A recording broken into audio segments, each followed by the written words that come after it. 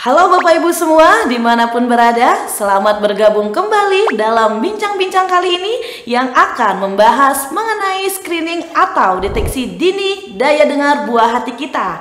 Saat ini saya masih ditemani seorang tamu istimewa yang sudah memiliki segudang pengalaman baik dalam mengajar sebagai dosen maupun pengalaman di ruang praktik. Saya langsung saja menyapa tamu saya, seorang dokter spesialis anak. Halo dok, jumpa lagi ya dok.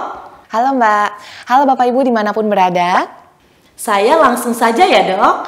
Dari video yang lalu masih banyak yang penasaran nih dok. Apalagi indikator atau perilaku yang dapat menjadi petunjuk adanya gangguan daya dengar. Khususnya pada anak usia 0 sampai 3 bulan nih dok. Oke, kalau kemarin kita membahas deteksi daya dengar dari kemampuan bahasa ekspresif anak, sekarang kita akan membahas dari kemampuan bahasa reseptifnya atau penerimaannya. Untuk mengetahui perkembangan pendengaran anak usia baru lahir sampai usia 3 bulan ini, kita bisa melihat dari dua hal, yaitu apakah anak merespon kaget ketika tiba-tiba terdengar suara yang keras, dan apakah anak menoleh ketika diajak berbicara dari sebelahnya. Lebih jelasnya seperti apa ya dok? Ya, untuk mengetahui apakah anak memiliki pendengaran yang baik, salah satunya dapat kita saksikan di video ini ya Bapak Ibu.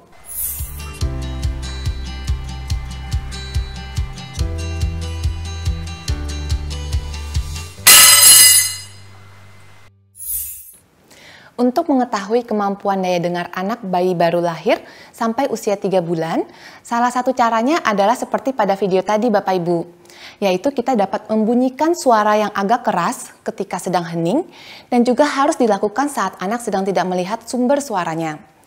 Dalam video tadi, tampak orang dewasa menjatuhkan sendok besi dari atas meja ke lantai secara diam-diam, atau bisa juga memukulkan sendok besi dengan sendok lainnya, atau tiba-tiba menepuk tangan yang agak keras. Anak yang daya dengarnya cukup baik akan memiliki reaksi kaget tapi tidak berlebihan, seperti anak dalam video tadi. Umumnya anak akan menunjukkan respon seperti mengejapkan mata, gerak refleks kaget sedikit, dan napasnya menjadi lebih cepat sedikit. Kalau yang berlebihan memang bagaimana dok? Nah, biasanya anak yang memiliki gangguan sensori seperti hipersensitif, mereka akan merespon secara berlebih seperti menangis atau teriak karena suara tadi memunculkan rasa panik dan cemas.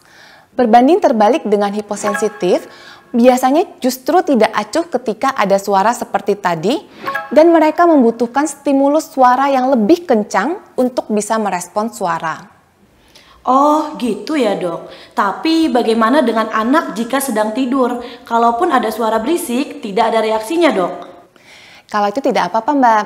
Kalau anak sedang tidur, bisa saja ia sedang pulas atau tidur dalam sehingga tidak dengar. Oleh karena itu, melakukan tes ini harus ketika anak sedang bangun. Oh iya dok. Ya, saya putarkan video lainnya ya Mbak. Shera, baby Shera, Shera, Shera, baby Shera, Shera, Shera, halo Shera, baby Shera, Shera, Shera, baby Shera, Shera. Kalau memanggil dari samping tadi maksudnya untuk apa ya dok?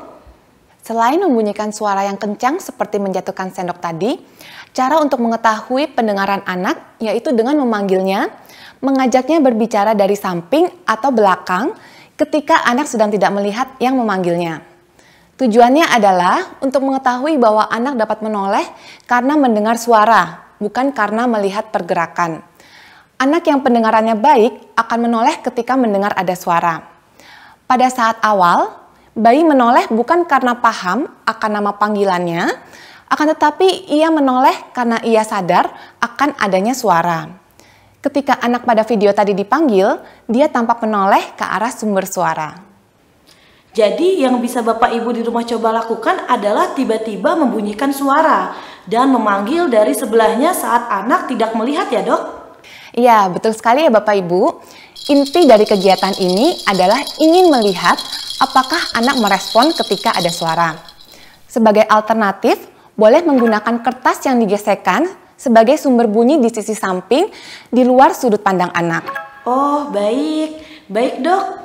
Jika nanti ketika dicoba, anak tampak tidak merespon dengan adanya suara-suara tadi, ada baiknya Bapak Ibu segera melakukan pemeriksaan lebih lanjut kepada ahli medis ya Mbak.